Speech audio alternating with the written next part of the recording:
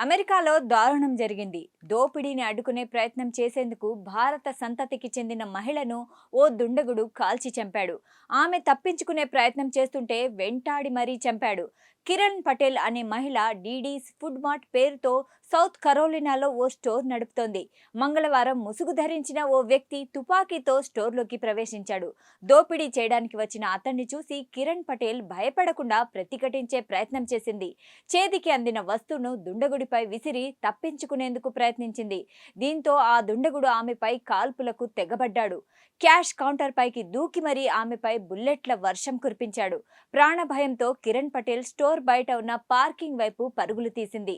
అయినా ఆమెను వదలకుండా వెంబడించి కాల్పులు జరిపాడు. తీవ్ర గాయాలతో ఆమె స్టోర్ ఎంట్రన్స్ దగ్గరలో రక్తపు మడుగులో కుప్పకూలిపోయింది. కాల్పుల తర్వాత నిందితుడు అక్కడి నుంచి పరారయ్యాడు.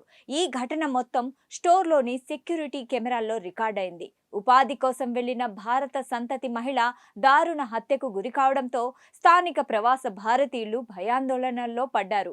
అమెరికాలో గన్ కల్చర్ ఏటా పెరుగుతుంది. కాల్పుల ఘటనలు కూడా పెరుగుతున్నాయి. దీనిపై భారత సంతతికి చెందిన వారు తీవ్రంగా ఆందోళన చెందుతున్నారు. కిరణ్ పటేల్ మరణానికి దారితీసిన కాల్పుల సంఘటనతో సహా 2 కాల్పుల సంఘటనలలో ప్రమేయమున్న జైడాన్ మాక్ హిల్ అనే యువకుణ్ణి పోలీసులు అరెస్ట్ చేశారు.